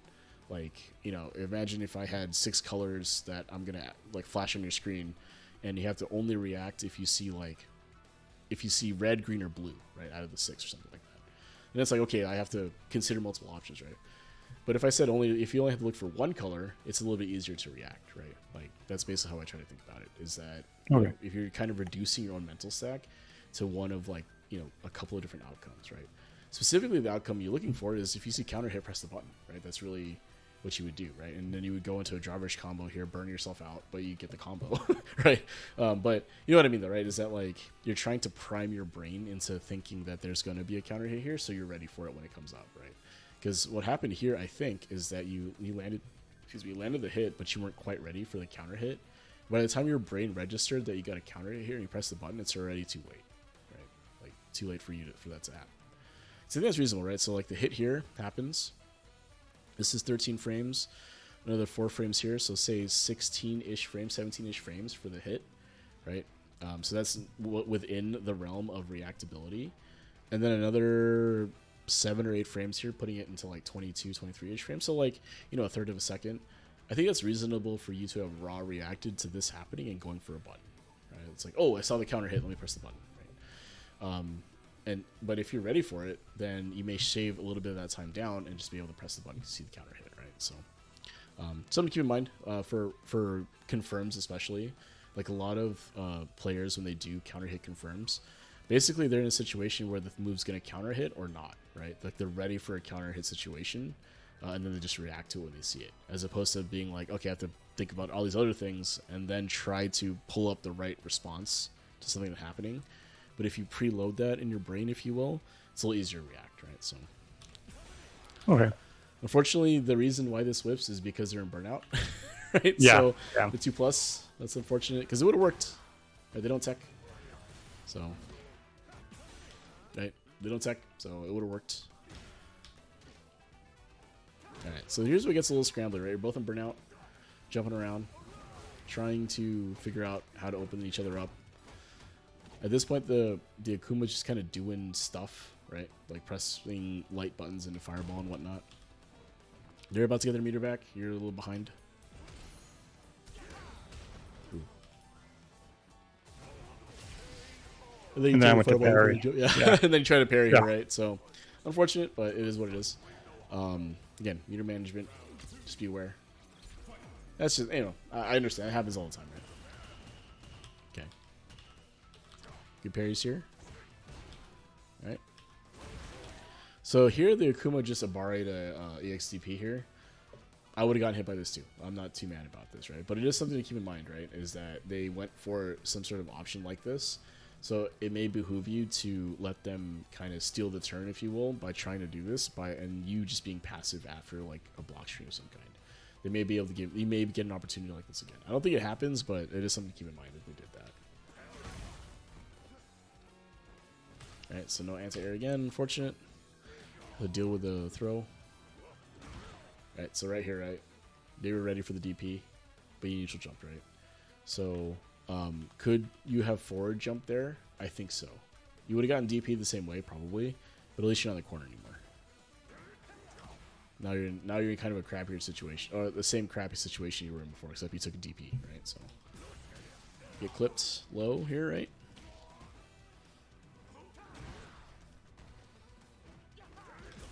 All right, so like if you think about the situation you're in here, right? Why this is so difficult to deal with. It's because from this situation, you can't play neutral anymore, right? Like, you can't play fair neutral, if you will. We had talked about some of the neutral game aspects, and I think I'll elaborate here more. Is that normally when you're mid-screen, your ability to control space is what makes the neutral game, right? So, like, are you able to move in and out of effective ranges? Are you able to maintain the space you're standing at, right? Are you able to contest the space in front of you, right? So, like, if you think about the footsie's triangle, if you will, right? In order for you to hit somebody, you have to walk up into a space that allows you to do that, and then press your button, right? The opponent in that situation instead will likely try to stop you walking forward by pressing their own button, right? So if you walk into someone's range, you're like, oh, I don't like that, so I'm going to press my button, right? And then the last part of the triangle is that if someone is just pressing a button when you walk into their space, they could adjust their own spacing and then try to whiff punish you, right? So like imagine I'm walking forward into your space and then I get you to press your button. I could back up out of that space, press my own button to whiff punish, right? Another thing that could happen is you're trying to walk into my space to press the button. I let you get in a little close, allow you to press the button, and then I back up out of that space, and I whiff punish, right? Like those things can happen. The issue is that both of those things require you to be able to back up potentially, right? So when you're in the corner, you can no longer adjust space to gain it, right? Like when you're in the mid screen, if you want more space, you can back up. If you want to get closer, you can move forward, right? But since you're in the corner, you can't back up anymore, right? So your options now become a little limited. It's difficult to whiff punish when you're in the corner because you can't like adjust the spacing the same way, right? Your only options when you're in the corner really are to try to walk up and press the button, which involves some risk, or try to challenge them when they walk into your own space, which also involves risk, right? Like you could get whiff punished on one aspect, right? If you try to like challenge them as they walk up, you get whiff punished, or you try to walk up and press and they stuff you with a counter poke, right? You get counter hit, right? They're able to cover attack there. So that's why corner neutral is so important, if you will, in Street Fighter 6, because you're controlling space here so much that the opponent can't do anything, right? If they try to jump from like where Akuma's standing here, right, like under the timer more or less, none of your buttons will really reach, so they can walk in and out of that space to try to get you to whiff. If you walk forward, they can try to challenge you, and if you jump, they can DP you, right? Like this is like perfect spacing for Akuma's like light DP to pretty much clip anything you do. Even if you try to do the wall jump here, like you back wall jump, Akuma can just back up and then DP you, right? Like there's not a lot you can do in terms of like neutral skip to get out, right? You could do like a raw drive rush or something, or a drive rush cancel potentially, right? Aggressive options to get out. But typically the most stable way to get out of the situation is to try to play that unfair neutral game and force them back, right? So the reason I bring this up is because if you look at the previous game we were looking at, you had this situation, right, for yourself, and then you gave it up, right? You backed up to throw fireballs, right, against the Aki. So I think the like maintaining this corner position here is going to win you more games than backing up throwing fireballs is what I'm getting at. So Okay. I think my main problem is I give people too much respect. You know, like I let him. So. Yeah. You're afraid of the DP, afraid of the wake up option, right? The reversal, whatever. What I'll say to that, it's totally natural, right? I think it's totally fine to be aware of that option being a thing. But if you consider it from a risk reward and like damage and like, you know, game theory, if you will, maybe not game theory, I'm not that smart, but you know what I mean, like risk reward on the opponent's side. Like the opponent goes for an EXDP. Like what is their reward? Like best case scenario. Best case scenario on a reversal of some kind is it lands. So they deal 1700 damage on a DP, right? 2500 damage or something like a super, maybe 4500 damage on a level 3, right? Something like that. Maybe that's a little bit different. But you know, they represent damage for the most part getting out of the corner, right? Like, you know, Rashid EX like mixer here, right? Akuma EXDP, whatever. You get out of the corner, right? You end the pressure. But that's the reward, like best case scenario. But what's the risk, right? If the opponent goes for an option that blocks that, then you take potentially death, right? Like from here, this situation right here, if you were to block an EXDP with full meter here and full resources here, you could kill, well, maybe not a kill Akuma from here, but you can deal a good amount of damage, right? 3,000, 4,000, 5,000 damage, depending on how much super you want to spend or meter or anything else, right? Right. So like from a risk, like reward standpoint, you're risking half your life to get 1,700 damage and out of the corner. And maybe that's worth the risk, right? But that's all that would happen, right? Even if you're going for pressure and gets blown up, potentially by reversal, like most of the time it's actually okay, right? Like your pressure ends it's not a big deal a lot of the time. Now, if it's gonna kill you, it's a little different, right? Like EXTP is gonna kill you. Wake up level 3 might kill you. Like it gets a Geef or something. That's a little bit different. Like you have to consider that as like a little bit more of a nuanced case. But for the most part, EXTPs represent a lot of upfront risk for like medium, like little to medium reward, right? Now on the flip side, because a lot of the time the EXTP is risky, what that means is that you on the offensive side can kind of apply pressure, right? Maybe you do some buttons on block, maybe you go for a throw, right? Whatever, right? Like if the opponent is going for these risky defensive options, then it totally makes sense to respect that. But if they aren't doing those things, or playing a little more quote-unquote conservative on defense, then you can kind of apply more pressure, right? So, run your meaty offense, try to open them up, mix them up with like jabs into throws and that type of thing, right? You can do that. Because if you're always trying to bait the EXTP, like not everyone selects it all the time, right? Like we saw in this guy did a few times, right? But if you look at the Aki match, I don't think they reversed it once, right? They did a few D-revs, I think, but in terms of reversal, they never did, right? They just kind of blocked, waited for you to do something, and then reacted. But you, on the other hand, you respected the reversal so much that you did it when Aki didn't have an option for that yet, right? Like, you backed up and went for a shimmy in a situation where it maybe didn't quite make sense overall, given how early it was, right? Maybe applying meaty pressure there and getting your throw teched, it might have been better overall, right? So yeah, that's what I mean, is that you're probably more correct in that you're giving your opponents too much credit, or respecting their reversal option too much, right? So it's an adjustment you have to make, because like you said, within your friend group, if this is how they play, then you have to adjust to that, right? But if you go into ranked, you don't know what's going to happen, right? It could be anybody, right? It could be any playstyle. So anyway, ooh, unfortunately, yeah, that's right. Gate clip, jump. I guess for game here. Good, right? Get the D-rev out. So I think you're in an okay position here. It's not terrible. I mean, I take it back. It's pretty bad. But you're not dead. Right? You have a chance here. What I mean by that is that, like, you have meter to work with, right? You have some space back, right? So if you win a neutral interaction or two here, you'll probably put Akuma in the corner, right? And Akuma lower health, right? You may be able to get them within your kill range for the resources you have. So not end of the world, but it is pretty bad. No, look at the Akuma's backing up, right? They're giving you space. They want to throw fireballs. So good clip. Unfortunately, they go for a fireball and you get clipped while you're jumping, right? So but yeah, I think, like, if we look at the game though, was there any particular position where you might have made a different decision and it works out? I don't know. I don't think so. There's one interaction there, right? And then the real, I think, meat of why you might have lost this one is you took too much damage in the corner. Yeah. Right. So you're kind of stuck here, right? Akuma just kind of gets some hits off you, right? And then there's one conversion here that he does the majority of his damage on, right? Another one here. And then from here, it's just kind of like next hit wins for him, right? So yeah. But yeah, the end of it ended up being you got stuck in the corner, right? So just remember that you can also disrespect your opponents by reversaling here too, right? Good level 1, good EXDP.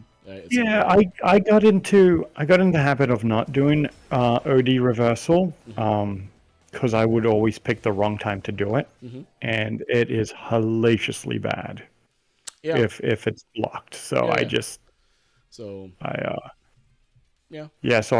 don't do it. I will use level 1 over an OD, or whatever it is. Yeah, OD mixer. Mixer, yeah. Because, like, if you look at the situation here, right? When you did this D-rev, like, you're clearly going for a reversal option here already, right? You probably committed to that, or maybe it was on reaction to DI. I'm not sure, but you had committed to a defensive option here, so you could have level 1 here too, right? Like, just woke up level 1 potentially. Like I said, like I was saying that, like, the EXDP is risky. I do think you need to represent the option though. Right, do it every once in a while, especially situations where what did you have to lose here, right? You may lose anyway if that DI goes. You're gonna lose anyway if that DI goes through, and you may lose anyway if you get blocked, right? So you do have to represent the option every once in a while, right? Because once you represent, now if you over-represent the option, then you're gonna get blown up because they'll just shimmy you and you'll die, right? Delay button, you'll die, they'll block it. But if you represent it enough, right? Now the opponent has to consider what's going on before they go for their meaty or go for their offense. So if they go for that and you don't reversal, right, they typically means they're giving up pressure, and that means that you can take your turn back, or you can kind of beat them with something else, right? Like, oh, they go for a neutral jump, now I can just anti-air them. Or they went for a shimmy, okay, now they're not pressing any more buttons, they're back to neutral, now I can play the game again, right? So it's a complicated thing. It's like rock, paper, scissors, but like certain things have different weights to them. Like you're supposed to select certain options, certain frequencies, whatever. But this is where that vibe-based play or like field-based play comes into effect, right? What do you think the opponent's going to do on offense? What do you think they're going to do on defense, right? And then you select your defensive or offensive options accordingly, right? So like you have a feel they're going to go for DP. All right, let me shimmy a little bit and see if they go for the DP or not, right? You have a feeling they're going to go for a meaty on your defense. Okay, maybe I'll reverse them, right? So like, you know, that kind of feel-based thing, you can definitely take advantage of. Like if that's the way you play the game already, then why not lean into that, right? Like, oh, I think this will work here. Just go for it. The only thing I would say is that one, be okay with the results, right? You're not always going to be correct. Sometimes you're wrong. We just have to live with that, right? Doesn't necessarily mean you did a wrong thing. It just means that the option you picked happened to get beat that time. Would be the big one. And another thing is just kind of rotating through those options, you know, as you see fit, right? So, anyway, cool. So with that said, what I wanted to look at one more thing is, so you wanted to talk about neutral game, right? And how you would potentially go about that, right? So here's what I would do for that.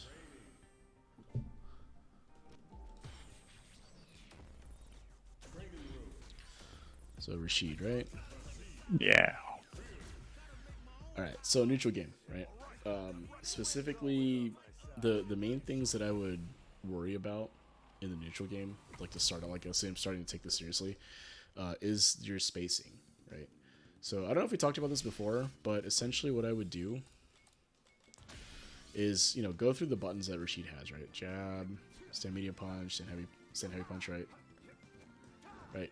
What are your best pokes, right? Probably this is one good one, right? Stand medium kick, crouching medium kick, right? Crouching medium punch, potentially.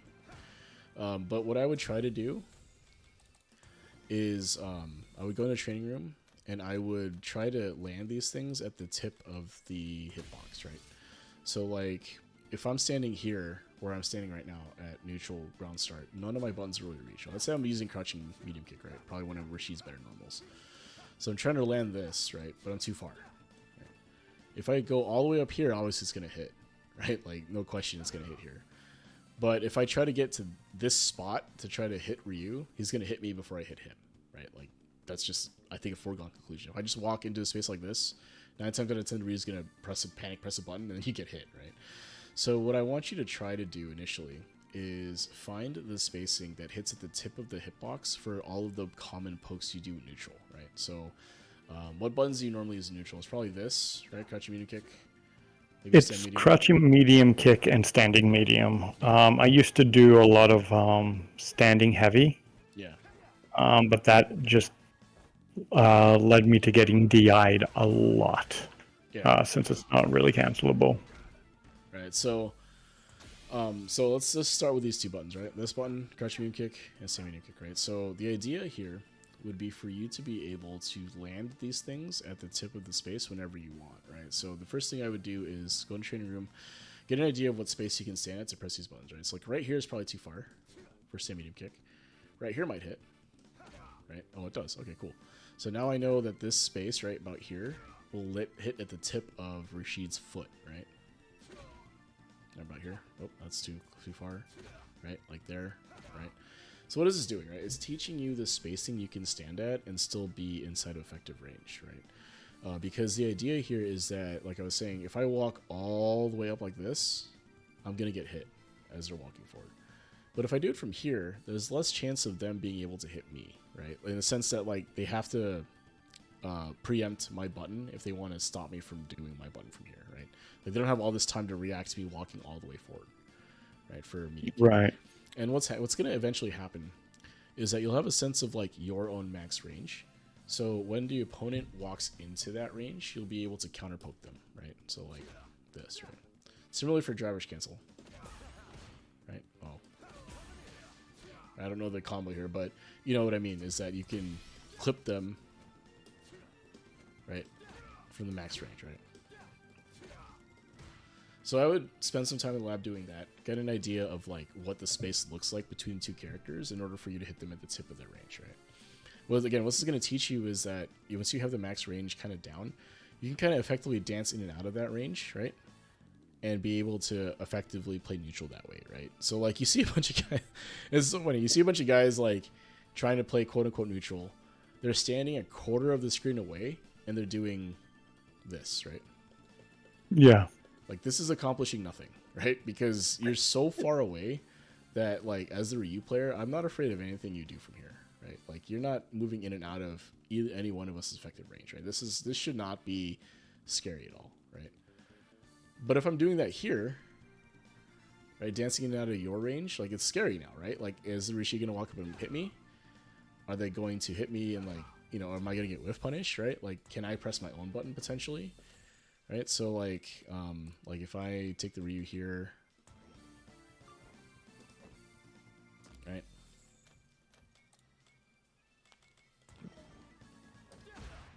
am I inside of this range or not? Am I outside of the range or not? Like it becomes more of like a actual game here, right? Like can I whiff punish them or can I walk up and hit them, right?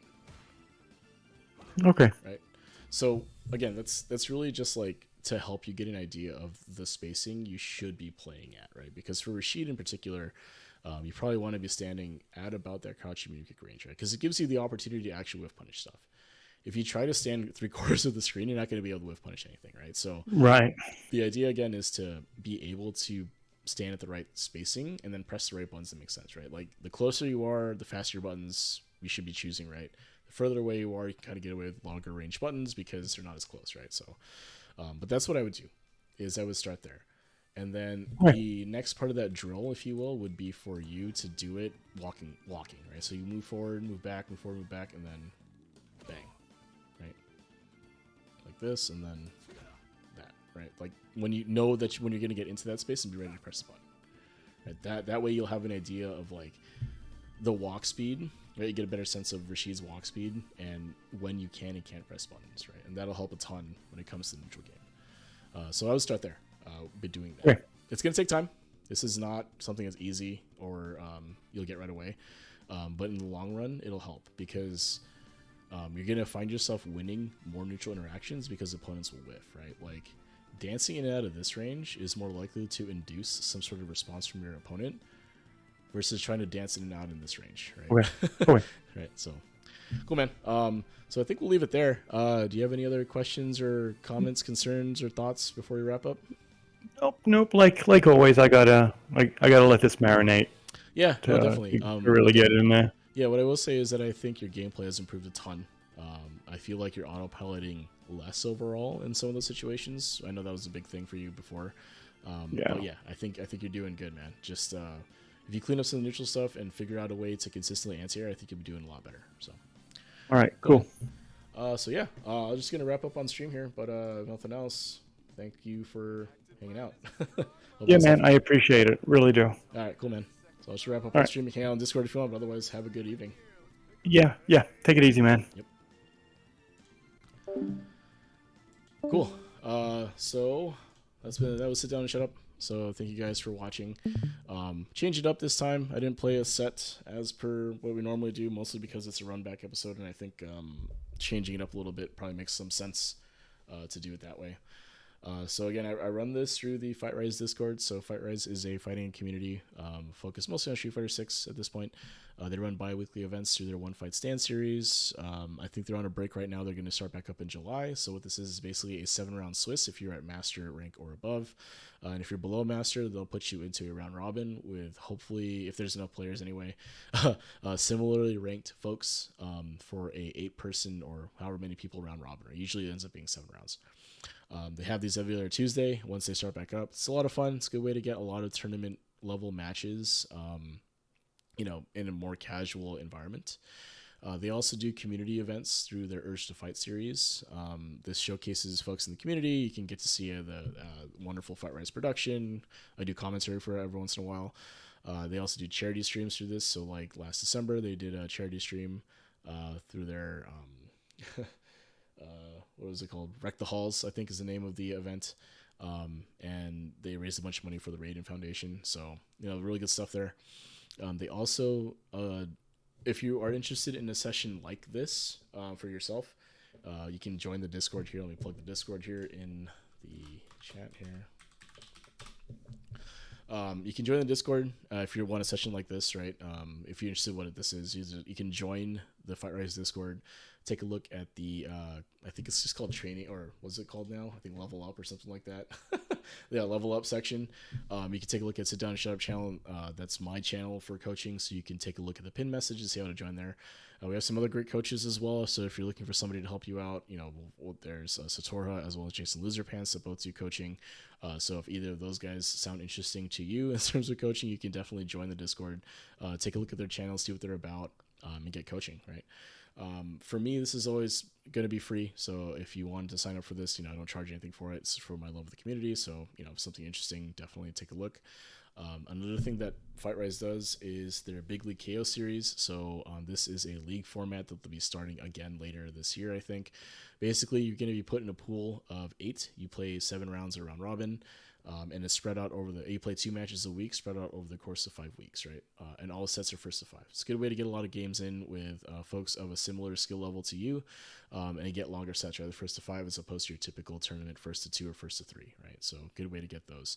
And if you do well in that, you get to move on to the postseason where we have, a bracket and some other stuff that, depending on the what the tournament organizers decide on, right? You'll be able to, there may be prizes, maybe not. I'm not going to say if they do or don't, but there is a postseason that occurs. You get to be in bracket, and it's a lot of fun, right? So yeah, that's Fight Rise. I'm also part of the Newbie Fight Club. So the Newbie Fight Club is another fighting community focused on getting newer players into the game, into fighting games rather. The biggest focus is on Street Fighter 6, but there are other folks there that play other 2D games like City of Wolves. Strive, I think, is something that's been played. There's also some 3D fighters like Virtua Fighter and Tekken 8 if you're still playing Tekken 8 anyway. I know there's been some stuff about that. I'm not going to get into it here. But yeah, they have lobby nights every Monday, Wednesday, Friday. So then on Mondays, they do a modern night for Street Fighter. Wednesdays is their typical lobby night. And Fridays is usually more of a freeform lobby event. Sometimes every other week, I think they're on a break right now, but every other week they'll also do a round robin tournament. They also do double elimination tournaments on Fridays every once in a while. And then I think monthly they do a modern only tournament as well on Mondays, right? So if any of those things sound interesting to you, please join the please join the Newbie Fight Club Discord. I'm pretty active on both these Discords, so if you have any questions for me or want to hit me up for sets or anything like that, I'm active on both, so you can find me on either of them. With that, I want to thank you guys for watching. I appreciate you tuning in, and have a good night.